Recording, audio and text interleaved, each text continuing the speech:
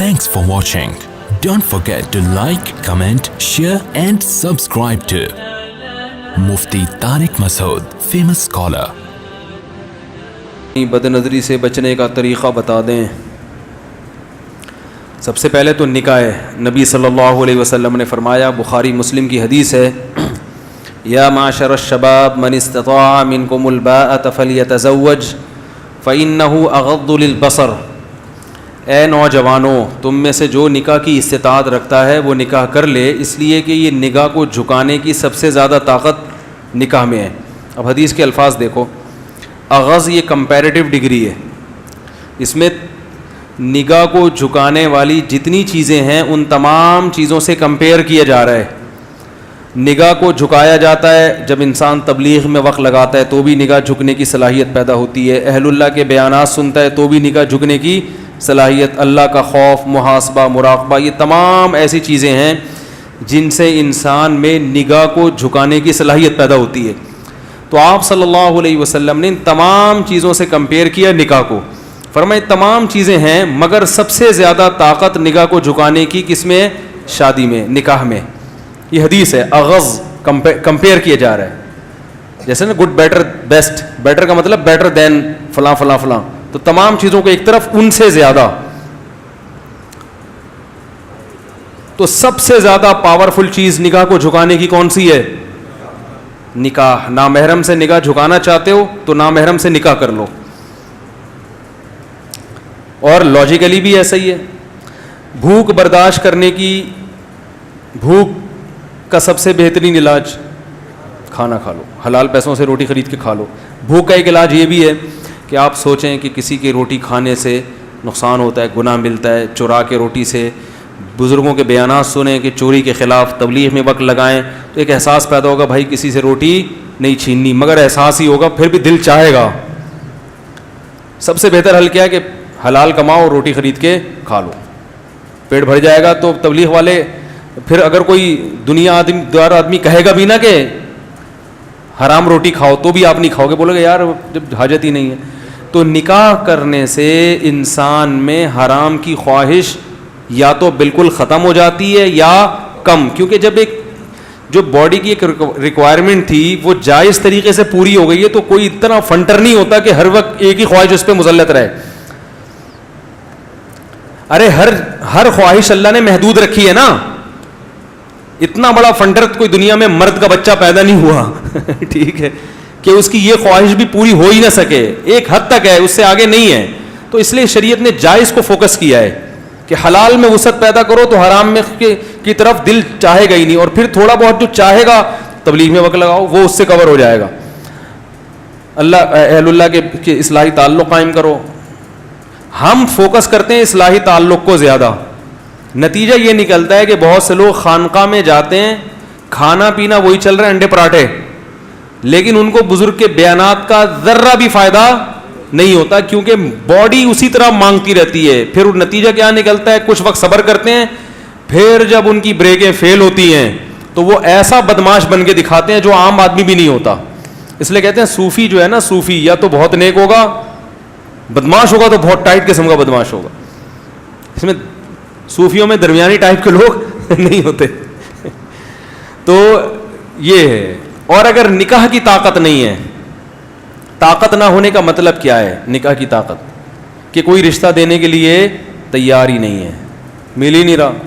تو پھر یہ نہیں ہے کہ پیسے نہیں ہیں, پیسے ہیں اور رشتہ نہیں مل رہا تو بھی نکاح کی طاقت نہیں ہے. پیسے نہیں ہے اور رشتہ مل گیا, لڑکی آپ کی غربت میں آپ کے ساتھ رہنے کے لیے تیار ہو گئی, تو طاقت ہے نکاح کی. کیونکہ نبی نے ایسے صحابی کا نکاح کرایا جن کے پاس ایک لنگوٹی کے سوا کچھ بھی نہیں تھا. ان سے زیادہ غریب تو دنیا میں کوئی گزرا نہیں, لیکن ان کی بیوی راضی ہو گئی تھی کہ چلو اسی غربت میں آپ کے پاس فاقے ہیں تو میں بھی فاقے برداشت کر لوں گی. تو نبی نے ان کو تو نہیں کہا کہ تم میں تو نکاح کی طاقت ہی نہیں ہے. بھائی یہ عورت کا مسئلہ ہے نا, وہ کہہ رہی ہے آپ کی اس تنخواہ میں گزارے کے لیے تیار ہوں, تو جب وہ تیار ہے تو آپ کو کیوں بیچ میں ٹانگ اڑا رہے ہو؟ یار بات ہی نہیں سمجھ میں آ رہی ان لوگوں کے. بھائی دیکھو لوگ پتہ ہے کیا کرتے ہیں, اب آپ نے کہیں نکاح کا پیغام بھیجا, لوگ کہتے ہیں تمہاری تنخواہ 10,000 میں تم شادی کر رہے ہو, تمہیں شرم نہیں آ رہی؟ تو بھائی وہ ریجیکٹ کرے لڑکی کے 10,000 والا مجھے نہیں چاہیے کیونکہ میں 10,000 میں گزارا نہیں کر سکتی, یہ اس کا رائٹ ہے. اگر وہ 10,000 میں ایگری ہے تو پھر اس کا مطلب وہ جب خود راضی ہے تو آپ کو کیوں تکلیف ہو رہی ہے. اب آپ یہ کہہ سکتے ہیں کہ وہ کیوں راضی ہوگی, 10,000 میں کون راضی ہوتا ہے. بھائی ہو سکتا ہے اس کے ابا کی تنخواہ 5,000 ہو, اس کو پتا ہے کہ میں 5,000 میں جب پاپے کھا رہی ہوں اور کبھی پاپے بھی نہیں ملتے, یہ 10 والا اس سے تو بہرحال بہتر ہے. تو غریب آدمی شادی کرے گا, اسلام میں کہیں بھی غریب کو نہ 1 سے روکا اللہ نے, نہ 4 سے روکا ہے. غربت نکاح میں رکاوٹ ہے ہی نہیں مرد کے لیے, عورت کی بات نہیں کر رہا, مرد کے لیے رکاوٹ نہیں, عورت کے لیے رکاوٹ ہے. عورت کہہ سکتی ہے بھائی میں نے اپنے ابا کے یہاں ڈیفینس کلفٹن میں نے ٹائم گزارا ہے اور ہمیشہ پیزے برگر کھائے ہیں, تم 10,000 میں کیا سموسے بھی نہیں لا سکتے, تم تو پاپے بھی نہیں کھلا سکتے, تو ٹھیک ہے اس کو رائٹ ہے وہ نہیں کرے کیونکہ اس کو اپنے لیول کا بندہ چاہیے. مرد کے لیے غربت نکاح میں رکاوٹ نہیں ہے. اگر رکاوٹ ہوتی تو قرآن یہ تھوڑی کہتا کہ نکاح کرا دو, کر لیا کرو, ان یکونوا فقراء یغنیہم اللہ من فضلہ, اگر فقیر ہوگے تو اللہ اپنے فضل سے غنی کر دے گا. اللہ تو یہ کہتا ہے اگر فقیر ہو تو نہیں کرو, پیسے آنے دو پہلے. اسی طرح بخاری کی حدیث ہے باب تزویج المعسر, صحیح بخاری میں غریب کی شادی. امام بخاری نے دیکھو باب کیسا باندھا, غریب کی شادی. پھر اس میں یہ حدیث ذکر کی ہے کہ ایک صحابی کے پاس ایک ازار تہبند, اوپر کی قمیض بنیان بھی نہیں ہے, صرف تہبند باندھ کے بیٹھے ہوئے ہیں. ان کی شادی کرائی نبی نے. ان کے پاس مہر کے لیے ایک انگوٹھی بھی نہیں تھی, لوہے کی انگوٹھی بھی نہیں تھی مہر کے لیے, ان کے پاس کچھ بھی نہیں تھا. مگر عورت جب راضی ہے تو وہ اس لیے راضی ہو گئی ہوگی, اس نے کہا ابھی تو میرے پاس کچھ بھی نہیں ہے تو کم از کم ایک کمانے والا میاں تو مل جائے گا نا. بھائی جیسے یہ کچھ بھی نہیں ہے لیکن پھر بھی زندہ ہے نا, اس کا مطلب کچھ نہ کچھ تو کما کے کھا لیتے ہوں گے نا, کبھی فاقہ کبھی کھا لیا, تو ہم بھی اسی طرح لائف گزاریں گے. اس حالت سے تو بہتر ہوگی جو اب گزر رہی ہے. او بھائی کیا ہو گیا.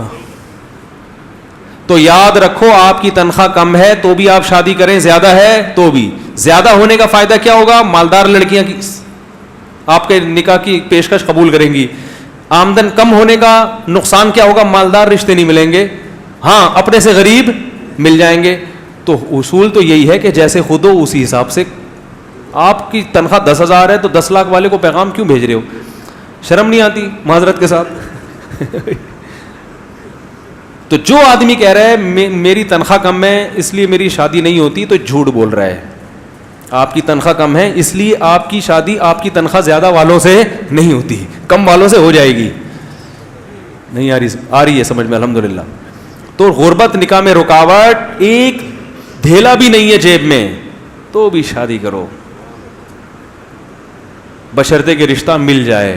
آپ ٹرائی کرتے رہیں. ہاں رشتہ نہیں مل رہا, جیسے کہ ملنے کا چانس ہے بھی نہیں, کیونکہ لوگ لڑکی والے سب سے پہلے لڑکے کے پیسے دیکھتے ہیں, تو ان کو حق ہے کہ وہ دیکھیں. تو کوشش جاری رکھو, اگر مل گیا تو آپ ایسی غریب مل جائے گی. بعض دفعہ اور لڑکی مالدار ہوتی ہے وہ پھر بھی غریب سے اس لیے کر لیتی ہے کہ وہ کہتی ہے ایجوکیٹڈ بندہ ہے, شریف آدمی ہے, مارکیٹ میں شریف لوگ کیا چل رہے ہیں, شارٹ چل رہے ہیں. وہ کہہ رہی پیسے میں کھلاؤں گی, کوئی مسئلہ نہیں ہے, شادی کرو. تو لیکن کم ہی کرتی ہیں اور کرنی بھی نہیں چاہیے, کیونکہ وہ بندہ پھر جب بیوی پہ ڈیپینڈنٹ ہو جاتا ہے نا, پھر گیا مسئلہ خراب ہو جاتا ہے, وہ حقوق نہیں ادا کرتا اور پھر پیڑے کھاتا ہے بیٹھ کے. تو عورت کو چاہیے اگر کوئی غریب سے کر رہی ہے تو دیکھے کہ چلو غربت تو برداشت کر رہی ہوں, بندہ تو ٹھیک ہونا, کہیں میری دولت پہ نظر رکھ کے نہ بیٹھ جائے. تو اگر اس کو یہ اطمینان, جیسے حضرت خدیجہ مالدار تھی, پیسہ تھا, محمد صلی اللہ علیہ وسلم مسکین تھے, مگر حضرت خدیجہ نے پھر بھی نبی سے کی, ان کو پتا تھا کہ لالچی معاذ اللہ نہیں ہے, تو کر لی. ان کا بھائی شریف آدمی ہونا چاہیے, ایماندار ہونا چاہیے, تو انہوں نے کر لی اور نبی نے بھی کر لی. نبی کی تو غربت دور ہوئی حضرت خدیجہ سے نکاح کر کے. نہیں آ رہی ہے الحمدللہ. یہ تکیہ کلام بن چکا ہے, کوشش کر رہا ہوں نکالوں اس کو, تو اس کا اپوزٹ لفظ جب زبان پہ لاؤں گا تو نکلے گا. یہ آ رہی ہے سمجھ میں الحمدللہ, ٹھیک ہے. تو جتنے غریب غربا یہاں بیٹھے ہوئے ہیں گھبرائیں مت. ہاں اگر کوئی لفٹ ہی نہیں کرا رہا آپ کو لڑکی والوں میں سے نہیں ہے, تو پھر اس کا مطلب ہے آپ میں نکاح کی طاقت نہیں ہے. پھر حدیث کا اگلا جملہ ہے فَإِن لَمْ کہ وَمَن لَمْ يَسْتَطِعْ فَعَلَيْهِ بِالصَّوْمِ, جس میں استطاعت نہیں ہے, کیا مطلب, جس کو رشتہ نہیں مل رہا, اپنے حساب سے تو وہ کثرت سے روزے رکھے, 2-4 نہیں, کثرت سے روزے. کیا مطلب؟ آپ میں اللہ نے ایک خواہش رکھی ہے, طاقت رکھی ہے, تو اس طاقت کی وجہ سے آپ کا نکاح کا دل چاہتا ہے, تو وہ اس طاقت کو جائز استعمال کرو. وہ رکھی اس لیے, نہیں مل رہا تو طاقت ختم کرو جسم کی. اور وہ کیسے ختم ہوگی؟ روزے سے. نہیں آ رہی ہے الحمدللہ, آ رہی ہے بات سمجھ میں. وہ کس طرح ختم ہوگی؟ روزے سے. آپ کہہ سکتے ہو روزے کے علاوہ کچھ اور طریقے سے ہم اپنے آپ کو کمزور کر لیں,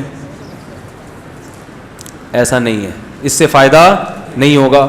کیونکہ گناہ سے بچنے کے لیے, جو گناہ سے مراد یہ والی شہوانی گناہ, ان سے بچنے کے لیے 2 چیزیں چاہیے. جسمانی طاقت کمزور ہو, روحانی طاقت مضبوط ہو. آپ کوئی ڈاکٹر سے دوا لے کے اپنی خواہشات کو کم تو کر سکتے ہیں, جسمانی طاقت تو کم ہوگی, شہوت تو کم ہوگی, روحانی طاقت دوا کھانے سے نہیں بڑھتی.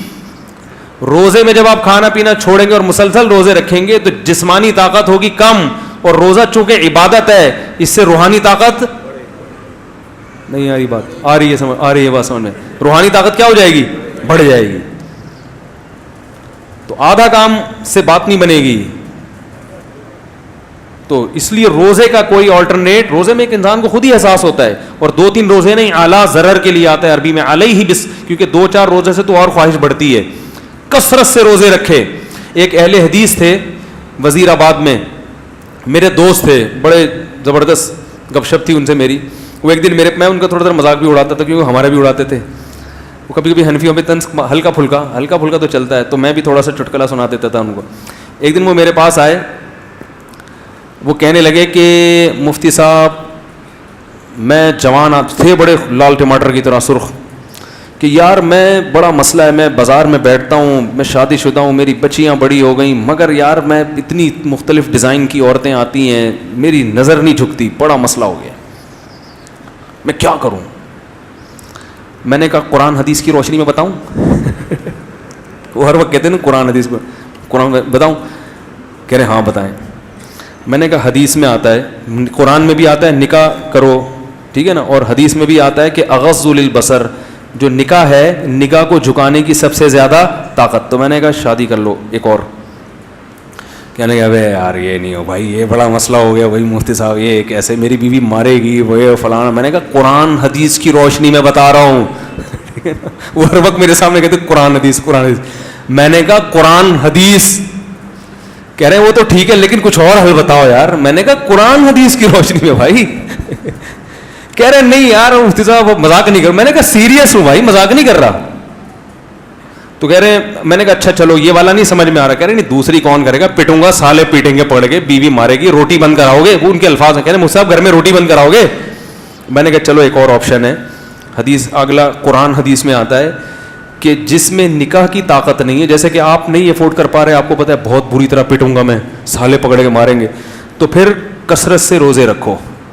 روزے نہیں علیہ ضرر, کثرت سے روزے. میں نے کہا یہ جو لال ٹماٹر بنے ہوئے ہو نا کھا کھا کے, یہ چہرے تھوڑا سا مرجھا جائے گا اور باریک ہو جاؤ گے روزے رکھ رکھ کے, تو یہ جو کرنٹ بھرا ہوا ہے نا یہ اتنی زور سے نہیں جھٹکے مارے گا جتنے ابھی کرنٹ لگ رہا ہے آپ کو. جہاں دیکھتے ہو ایک دم دل چاہتا ہے, یہ کم ہو جائے گا. کہہ رہے ہاں چلو یہ رکھتا ہوں. کہہ رہے کتنے روزے رکھوں؟ میں نے کہا کثرت سے رکھ لو 40 قرآن حدیث کی روشنی میں. بار بار میں کہہ رہا میں نے کہا قرآن حدیث کی روشنی میں کثرت سے روزے کتنے ہوتے ہیں؟ 40. میں نے کہا 40 رکھ لو. کہہ رہے پھر کیا ہوگا؟ میں نے کہا پھر یہ ہوگا کہ 40 روزے رکھنے کے بعد آپ باریک ہو جاؤ گے, دبلے پتلے ہو جاؤ گے, تو پھر جب آپ دوبارہ کھانا شروع کرو گے تو پہلے سے زیادہ مستنڈے ہو جاؤ گے آپ. کیونکہ جب اس طرح نتھر جاتا ہے نا جسم, بھائی سارا کولیسٹرول نکل گیا, چربی پگھل گئی, اب جب کھاؤ گے تو نئے سرے سے طاقت آئے گی, پہلے سے زیادہ پاورفل ہو جاؤ گے. کہہ رہے یار پھر کیا ہوگا؟ میں نے کہا پھر دوبارہ 40 روزے. کہہ رہے یہ کیا؟ میں نے کہا قیامت تک کا پیکیج ہے یہ. کہہ رہے یار یہ کوئی حل تو نہ ہوا. میں نے کہا واقعی حل نہیں ہے, یہ حدیث میں حل ان لوگوں کے لیے ہے جو نکاح کی تلاش میں ہو, جب تک رشتہ نہ ملے روزہ رکھ کے گزارا کریں. جس کا ارادہ ہی نہیں ہے اس کے لیے یہ پیکیج نہیں ہے. بہت مشکل ہے. میں نے کہا قرآن حدیث کی روشنی میں تو یہی ہے بھائی. کہہ رہے ہیں یار یہ تو بڑا مسئلہ ہے, یہ تو بڑا مسئلہ ہے. میں نے کہا پھر یہی ہے کہ یہ بھی نہیں ہوتا تو کیونکہ روزے کب تک رکھے گا بھائی؟ یہ تو روزہ اس کے لیے ہے کہ رشتے بھی تلاش کرتے رہو اور روزہ بھی. جب رشتہ مل جائے تو روزے رکھنا چھوڑ دو. تو کہہ رہے ہیں یار میں نے کہا پھر بس صبر کرو اور کوئی حل نہیں ہے. آخرت کو سوچو, گناہ ملے گا. قرآن حدیث کی روشنی میں جو بولتا ہوں میں نے بتا دیا آپ کو. بد نظری سے بچنے کا طریقہ ہو گیا, ٹھیک ہے. باقی یہ کہ بھائی نکاح کی استطاعت نہیں ہے, روزے رکھو, وہ بھی نہیں ہو رہا, تو پھر یہی ہے کہ چند اور چیزیں ہیں جو تجربے سے ہیں. ان کا اتنی مضبوط تو نہیں ہے جو حدیث میں ہے. ظاہر ہے جو حدیث میں علاج ہے اس کا تو کوئی متبادل ہو ہی نہیں سکتا. تو پھر میں لڑکوں سے کہتا ہوں کہ اپنے آپ کو مصروف رکھو. یہ باڈی کی ریکوائرمنٹ ہے نا, یہ گناہ, تو باڈی کو کھپا دو کسی جائز کام میں. جم جایا کرو, اپنی انرجی کو یوٹیلائز کرو. کہاں؟ ایکسرسائز میں, جم میں. اور روحانی ترقی کے لیے تبلیغ میں جاؤ اور بزرگوں سے اصلاحی تعلق, ادھر سے ان کے بیانات بھی سنو. اللہ کا خوف پیدا ہوگا, آخرت کا خوف پیدا ہوگا. پتہ چلے گا نظر اٹھانے کا گناہ ہے, اس سے انسان کی آنکھیں گندی ہو جاتی ہیں, دل کا سکون خراب ہوتا ہے. اس سے فائدہ ہوگا انشاءاللہ. اور پھر اپنے جب اچھے مثبت کاموں میں, ایکسرسائز میں اپنے آپ کو گھلاؤ گے تو ٹائم ہی نہیں بچے گا. اتنے تھکے ہوئے آؤ گے کہ رات کو آتے ہی سو جاؤ گے. تو جب یہ پازیٹیو ایکٹیویٹیز میں انسان پڑھتا ہے تو نیگیٹو خود بخود ختم. اور لڑکیوں کو کوشش کرو کہ ہاں, اور آخری حل یہ کہ کبھی بد نظری ہو تو جرمانہ متعین کرو. کسی عورت کو دیکھنے کا دل چاہ رہا ہے اور آپ نے دیکھ لیا, 100 روپے نکال کے اسی وقت صدقہ کر دیے. ہر آدمی اپنی آمدن کے حساب سے, ٹھیک ہے نا. 1 کروڑ روپے آمدن ہے, 1 لاکھ روپے نکال کے, کروڑ والے کے لیے لاکھ کی کوئی حیثیت نہیں ہے, ٹھیک ہے نا. چلو لاکھ نہیں کرتے, 10,000 کر دو. جس کی کروڑ آمدن ہے, بھائی جب بد نظر کوئی اتنا جرمانہ رکھو جو افورڈ کر سکو. سمجھ میں آ رہی ہے بات؟ تو دن میں 10 دفعہ بد نظری ہو رہی ہے تو 10 دفعہ 100 روپے, 1000 روپے ایک دن ہوں گے. اگلے دن کہے گا آدمی 1000 نہیں 500 پہ آ رہا ہوں بھائی, میں 500 افورڈ کر پا رہا ہوں, 1000 نہیں. تو 5 بد نظریاں چھوڑے گا نا, اگلے دن کہے گا یار 500 بھی 2-4 دن تو ٹھیک ہے, پورے مہینے تو 30,000 روپے اچھا خاصا ہے. تو ختم نہ بھی ہو, کم انشاءاللہ ہو جائے گی. بہت اہم بات ہے یہ جو اب بتا رہا ہوں, ختم نہ بھی ہو کم ہو جائے گی. اور ایک گریوی میں فائدہ ہوگا. ختم نہ بھی ہو تو گناہ کے ساتھ نیکیوں کا پلڑا بھی. ارے جب قیامت کے دن آئے گا, اتنی انٹیوں کو جھانکا تاکا ہے اس نے, تو اتنے پیسے صدقہ کیے ہیں یہ دوسرے پلڑے میں. جب گناہ ہوں گے تو نیکیاں بھی تو پلڑے میں آئیں گی نا. تو اس صدقے کا فائدہ کیا ہوگا؟ گناہ کم ہوگا, ہو سکتا ہے چھوٹ ہی جائے, اور نہ بھی چھوٹا تو گناہ کا جہاں اعمال نامے میں گناہوں کا جو پلندہ بڑھتا جا رہا ہے تو نیکیوں کا بھی ساتھ ساتھ ہو سکتا ہے اسی بیس پہ مغفرت ہو جائے. اللہ کہیں گے کہ اس نے غریبوں کی مدد کی ہے تو بدنظری بھی کی ہے, تو وہ والی نیکیاں اس کے گناہوں سے زیادہ ہو گئی ہیں, بخش دو. تو مقصد تو بخشوانا ہے نا اپنے آپ کو. کیا خیال ہے بھائی؟ تو پھر یہ نہیں کہ جان جان کر دیکھو, ایک دفعہ دیکھا 100 روپے ہیں کہ چلو نیکی بھی ہو رہی ہے, بخش تو جائیں گے نا. دوبارہ دیکھا 50 روپے, 500 روپے. یہ جائز نہیں ہے, کیونکہ قیامت کے دن نیکیاں اور برائیاں گینی نہیں جائیں گی, تولی جائیں گی. تو اللہ کو کوئی ایک گناہ بعض دفعہ اتنا ناپسند ہوتا ہے کہ وہ اس کا وہ گناہ تو ایک ہوتا ہے مگر وزن میں وہ بہت زیادہ بھاری ہوتا ہے. تو اس لیے گناہ سے اپنے آپ کو بہرحال بچانا ہی ہے. Thanks for watching. Don't forget to like, comment, share and subscribe to Mufti Tariq Masood, famous scholar.